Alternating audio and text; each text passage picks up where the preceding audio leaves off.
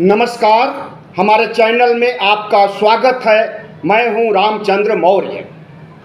साथियों, अगर आप पहली बार हमारे चैनल को देख रहे हैं तो इसे सब्सक्राइब कर लीजिए और सामने की घंटी जरूर दबाइए ताकि विश्लेषण से संबंधित हमारा रोजाना का वीडियो आपको तुरंत मिल सके। धन्यवाद। क्या प्रधानमंत्री नरेंद्र मोदी का तख्ता पलट होने वाला है? क्या भारतीय जनता पार्टी के अंदर घमासान इतना बढ़ गया है कि भारतीय जनता पार्टी के किसी बड़े कद्दावर नेता ने प्रधानमंत्री बनने की इच्छा जाहिर कर दी है?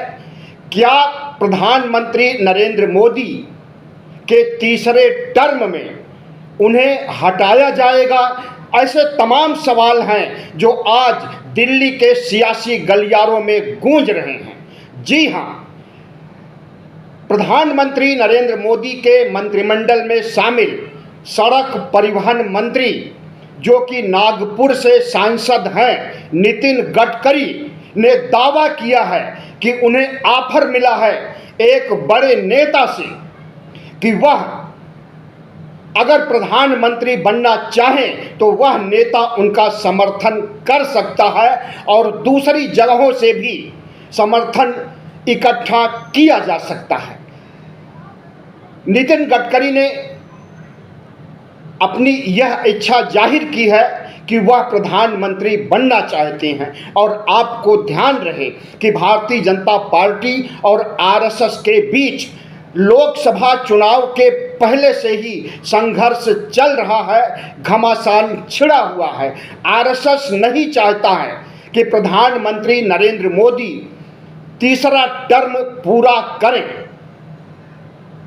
4 जून को जब 2024 लोकसभा चुनाव का परिणाम आया था तो उसके बाद प्रधानमंत्री नरेंद्र मोदी ने भारतीय जनता पार्टी के संसदीय दल की बैठक किए बिना अपने को प्रधानमंत्री निर्वाचित कर दिए एनडीए के द्वारा, जबकि संवैधानिक तरीका यह है कि पार्टी की संसदीय समिति फैसला लेगी कि कौन प्रधानमंत्री बनेगा। नरेंद्र मोदी को आशंका थी कि हो सकता है कि उनका नाम पार्टी के अंदर से न आए क्योंकि पार्टी पर आरएसएस की भी पकड़ है। तो अगर आरएसएस चाहता तो उस समय जिस समय प्रधानमंत्री नरेंद्र मोदी 9 जून को शपथ ले रहे थे उसके पहले ही प्रधानमंत्री को रोक देता, नरेंद्र मोदी को रोक देता प्रधानमंत्री पद की शपथ लेने के लिए। लेकिन किस कारण से आरएसएस ने ऐसा नहीं किया और अब क्या वजह है या वह कौन बड़ा नेता है जो नितिन गडकरी को प्रधानमंत्री बनाने की पेशकश कर रहा है और समर्थन इकट्ठा करने, समर्थन देने की बात कह रहा है? उन्होंने उस नेता का नाम नहीं लिया। तो क्या अनुमान लगाया जाए कि भारतीय जनता पार्टी का अंदर का नेता है या फिर इंडिया गठबंधन से राहुल गांधी ने पेशकश की है भारतीय जनता पार्टी को तोड़ने और नरेंद्र मोदी को हटाने के लिए, या मल्लिकार्जुन खड़गे सोनिया गांधी ने पेशकश की है? किसने पेशकश किया है यह नितिन गडकरी ने स्पष्ट नहीं किया, लेकिन उन्होंने अपने मन की इच्छा जाहिर कर दी है और इससे लगता है कि नितिन गडकरी प्रधानमंत्री बनने के लिए इच्छुक हैं। उद्धव गुट शिवसेना की प्रवक्ता ने दावा किया है कि इच्छा जाहिर कर चुके हैं नितिन गडकरी। प्रियंका चतुर्वेदी जो कि उद्धव गुट की नेता हैं और प्रवक्ता हैं, उन्होंने कहा है कि नितिन गडकरी ने प्रधानमंत्री बनने की अपनी हार्दिक इच्छा जाहिर कर दी है और किसी बड़े कद्दावर नेता को बीच में रखते हुए उन्होंने कही है और वह नाम नहीं बता रहे हैं। तो क्या अनुमान लगाया जाए कि उन्हें प्रधानमंत्री बनाने के लिए कौन ऐसा बड़ा नेता है? योगी हैं या अमित शाह हैं या फिर प्रधानमंत्री नरेंद्र मोदी से नाराज जो तमाम नेताओं की लिस्ट है उसमें से कोई है जो कि नितिन गडकरी को आगे करके नरेंद्र मोदी को हटाना चाहता है। ध्यान रहे कि भारतीय जनता पार्टी शुरू से 24 अप्रैल 1980 को जब इसका गठन हुआ था उसके बाद से एक अनुशासित पार्टी मानी जाती है। पार्टी के अंदर बगावत होने के संकेत नहीं मिले हैं, टूट फूट जरूर हुई है लेकिन कोई बड़ी बगावत आज तक नहीं हुई है।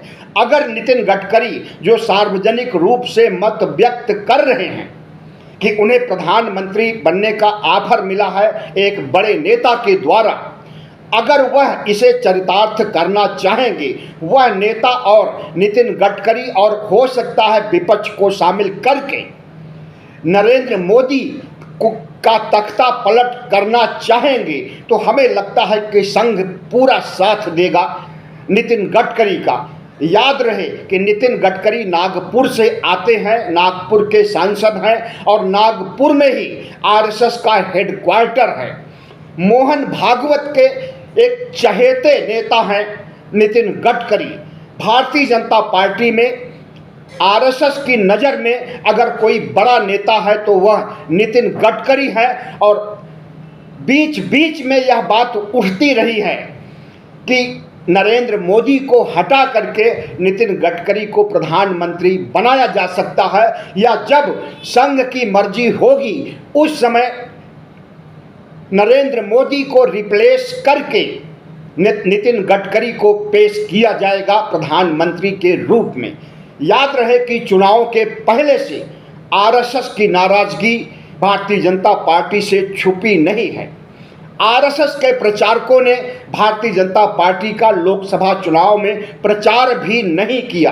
आरएसएस ने हाथ खींच लिया था क्योंकि प्रधानमंत्री नरेंद्र मोदी से जो उम्मीदें करता था आरएसएस उन उम्मीदों पर खरे नहीं उतरे हैं। आरएसएस का गठन 1925 में हिंदू राष्ट्र बनाने के लिए किया गया था और प्रधानमंत्री नरेंद्र मोदी 2014 से 24 तक प्रधानमंत्री पद पर रह करके हिंदू राष्ट्र बनाने की दिशा में, संविधान हटाने, मनुस्मृति लागू करने की दिशा में कोई सार्थक प्रयास नहीं किया। इस वजह से संघ नाराज है कि 10 वर्षों में अगर इन्होंने हिंदू राष्ट्र बनाने की भूमिका नहीं तैयार की तो आगे भी उम्मीद नहीं की जा सकती है और आगे उम्मीद के लिए किसी अपने व्यक्ति को प्रधानमंत्री बनाया जाए तो वह हिंदू राष्ट्र का सपना चरितार्थ कर सकता है। लेकिन हमें नहीं लगता कि आरएसएस को इसमें सफलता मिलेगी क्योंकि हिंदू राष्ट्र और संविधान बदलने के विरोधी न सिर्फ नरेंद्र मोदी और उनका मंत्रिमंडल और नरेंद्र मोदी गुट के नेता हैं बल्कि इंडिया गठबंधन और खास करके ओबीसी एससी एसटी मतदाता कतई नहीं चाहते हैं कि संविधान बदला जाए, मनुस्मृति लागू किया जाए और भारत को हिंदू राष्ट्र बनाया जाए। लेकिन राजनीति में चमत्कार अक्सर देखा गया है। राजनीति में चमत्कार या समीकरण बदलना, किसके पक्ष में कब हवा बहने लगे और कब समीकरण बदल जाए और कब किसके सितारे बुलंदियों पर आ जाए और उसे बड़ा पद मिल जाए, ऐसा कुछ भी नहीं कहा जा सकता है। यह संभव है कि नितिन गडकरी प्रधानमंत्री बन सकते हैं बशर्ते पार्टी के अंदर उनका जन समर्थन नरेंद्र मोदी की अपेक्षा व्यापक होना चाहिए और अगर जरूरत पड़े तो विपक्ष भी समर्थन करे क्योंकि नरेंद्र मोदी से न सिर्फ विपक्ष खफा है, 98 करोड़ मतदाता खफा है, 140 करोड़ देशवासी खफा है, बल्कि भारतीय जनता पार्टी के तमाम नेता भी खफा हैं। आरएसएस तो पूरी तरह से मन बना चुका है कि नरेंद्र मोदी को हटाना है, रथ का घोड़ा बदलना है। ऐसे में भारतीय जनता पार्टी का अध्यक्ष पद का चुनाव भी होने वाला है और अध्यक्ष पद के लिए आरएसएस अपनी मर्जी से उम्मीदवार स्थापित करना चाहता है या यूं कहें कि अध्यक्ष अपनी मर्जी से बनाना चाहता है। लेकिन अध्यक्ष पद से कहीं बड़ा पद प्रधानमंत्री का होता है और प्रधानमंत्री पद के लिए अगर नितिन गडकरी को कैंडिडेट मान करके नितिन गडकरी के जुबान से यह बात आरएसएस कहलवा रहा है तो निश्चित रूप से समझ लीजिए कि कुछ बड़े संकेत मिल रहे हैं, कुछ बड़ा धमाका होने वाला है। परसों यानी 17 सितंबर को प्रधानमंत्री नरेंद्र मोदी का 74वां जन्म दिवस है।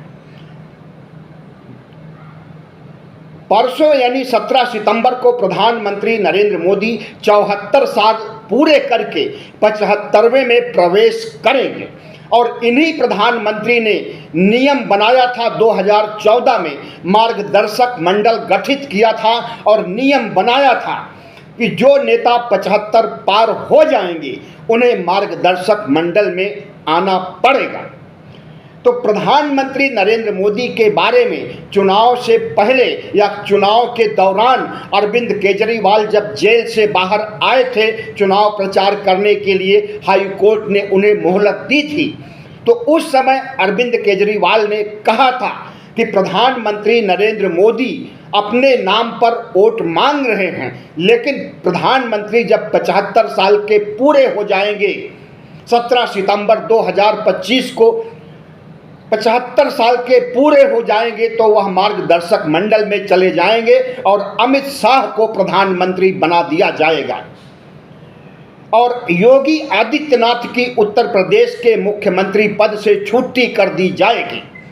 अमित शाह प्रकट होते हैं और कहते हैं कि ऐसा कोई भी इरादा नरेंद्र मोदी का नहीं है कि वह 75 साल पूरे करने पर मार्गदर्शक मंडल में जाएंगे और दूसरा कोई प्रधानमंत्री बनेगा। लेकिन जो संकेत अभी मिल रहे हैं उसमें लगता है कि 17 सितंबर 2025 की नौबत ही नहीं आएगी। 75 साल पूरे होने नरेंद्र मोदी का नौबत ही नहीं आएगी, उसके पहले ही आरएसएस बीजेपी के रथ का घोड़ा बदल देगा, यानी भारतीय जनता पार्टी का कोई ऐसा बड़ा कद्दावर नेता आएगा और उसे प्रधानमंत्री बनाया जाएगा नरेंद्र मोदी की जगह। आरएसएस कई बार कह चुका है कि प्रधानमंत्री नरेंद्र मोदी का अहंकार, इनका तानाशाही रवैया और विपक्ष को दुश्मन समझने की प्रवृत्ति बहुत घातक है और यह घातक प्रवृत्ति भारतीय जनता पार्टी को डुबो भी सकती है। याद कीजिए कर्नाटक चुनाव जब 2022 में संपन्न हुआ था और प्रधानमंत्री नरेंद्र मोदी भारतीय जनता पार्टी की बुरी तरह से हार हुई थी, तभी संघ ने कहा था, अपने अखबार में लेख लिख करके, ऑर्गेनाइजर में पांचजन्य में लेख लिख करके कहा था कि अब हिंदुत्व का मुद्दा काम नहीं आएगा, राम मंदिर का मुद्दा भी काम नहीं आएगा और नरेंद्र मोदी का चेहरा भी काम नहीं आएगा। और जो कुछ संघ ने लिखा और कहा था वही देखने को आया जब 2024 लोकसभा चुनाव का परिणाम सामने आया। प्रधानमंत्री नरेंद्र मोदी की पार्टी भारतीय जनता पार्टी 272 के जादुई आंकड़े तक नहीं पहुंच सकी और संविधान का मुद्दा, हिंदुत्व का मुद्दा प्रधानमंत्री नरेंद्र मोदी की 63 सीटें कम कर दिया 2019 की अपेक्षा। आपको हम याद दिलाएं कि 2017 में जब केशव प्रसाद मौर्य उत्तर प्रदेश बीजेपी के अध्यक्ष थे तो रात दिन खून पसीना बहा करके अखिलेश यादव की समाजवादी पार्टी को सरकार से उखाड़ फेंका था और भारतीय जनता पार्टी को बड़ी जीत दिलाया था और सब लोगों का मानना था कि अब केशव प्रसाद एक पिछड़ा मुख्यमंत्री बनेगा उत्तर प्रदेश का। लेकिन रातों रात समीकरण बदल गया और केशव प्रसाद मौर्य की जगह चमत्कारिक रूप से योगी आदित्यनाथ को लाया गया। हमें लगता है कि इतिहास दोहराने वाला है अपने को। उस समय तो मुख्यमंत्री पद के लिए चमत्कार हुआ था, लेकिन अब प्रधानमंत्री पद के लिए चमत्कार होने वाला है और इसके संकेत अगर नितिन गडकरी दे रहे हैं, जो कि प्रधानमंत्री नरेंद्र मोदी के मंत्रिमंडल में सड़क परिवहन मंत्री हैं, नागपुर के सांसद हैं, आरएसएस के चहेते हैं, तो इस संकेत को यूं ही इग्नोर नहीं किया जा सकता है। प्रधानमंत्री नरेंद्र मोदी के मंत्रिमंडल में, भारतीय जनता पार्टी में, आईटी सेल में, गोदी मीडिया में खलबली मची हुई है कि नितिन गडकरी ने ऐसी बात कैसे कही। 2014 में जब प्रधानमंत्री नरेंद्र मोदी पहली बार प्रधानमंत्री बनते हैं तो नितिन गडकरी के हवाले कई मंत्रालय किया गया था, उसमें सड़क परिवहन मंत्रालय भी था।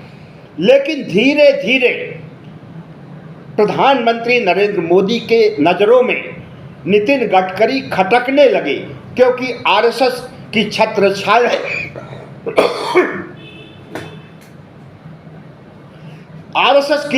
छाया में नितिन गडकरी थे और उन्हें आशंका थी कि कहीं ऐसा न हो कि समीकरण बदलने लगे और प्रधानमंत्री पद के लिए दावेदार नितिन गडकरी भी हो जाए।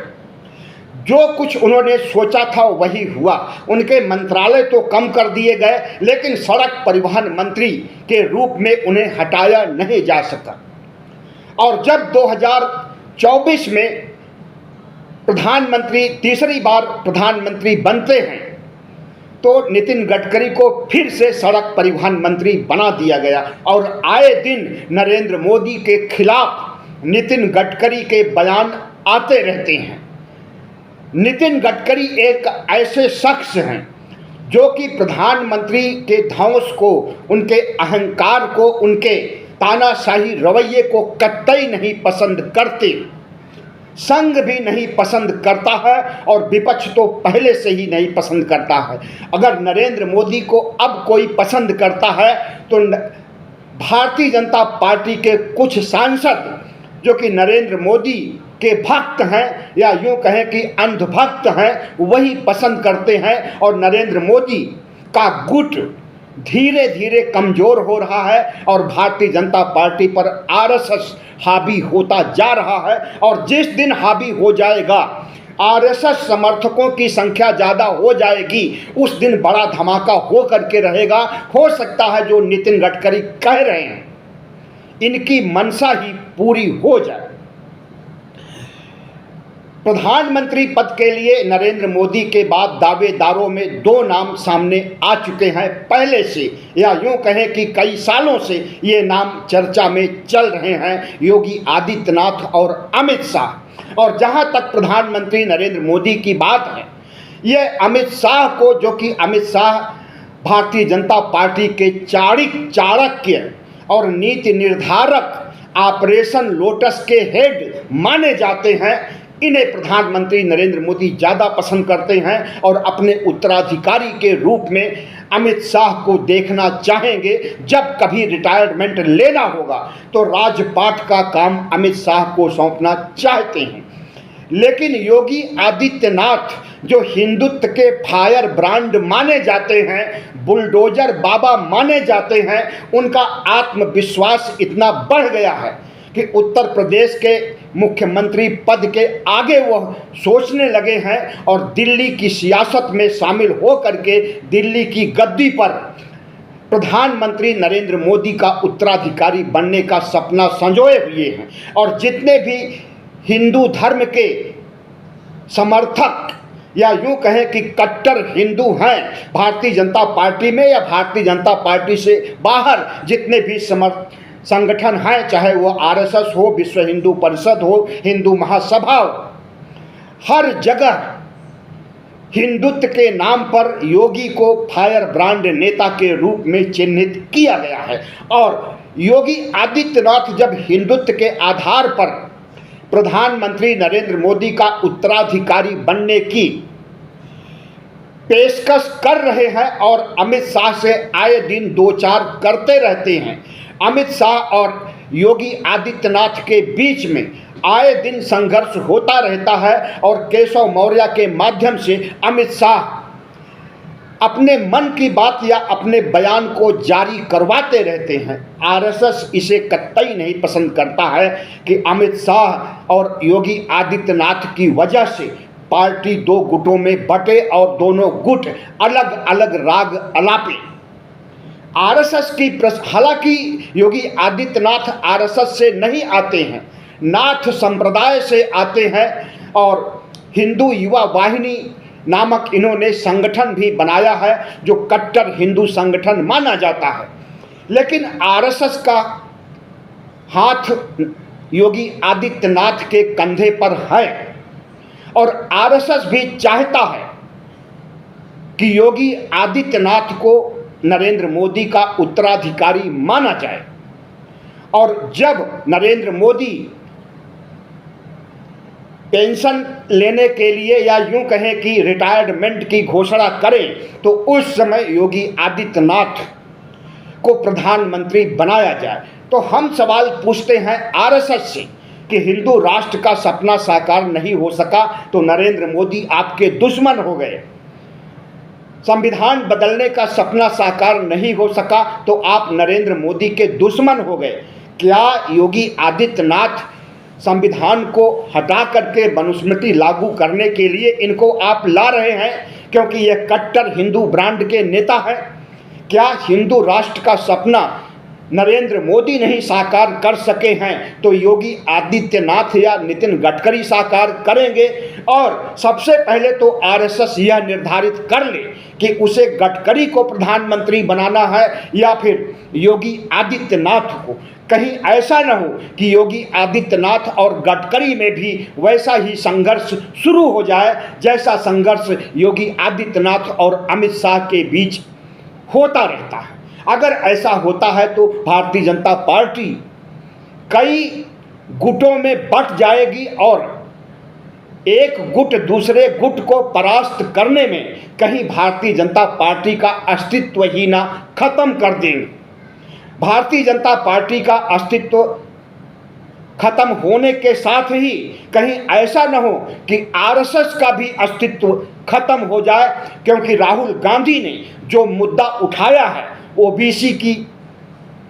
ओबीसी के हक और उनकी भागीदारी और ओबीसी के जनगणना की आरएसएस ने स्वीकार कर लिया है कि होना चाहिए जो राहुल गांधी कह रहे हैं, लेकिन इसे राजनीति का मुद्दा नहीं बनाना चाहिए। तो एक तरह से आरएसएस इंडिया गठबंधन के समर्थक हो गए हैं।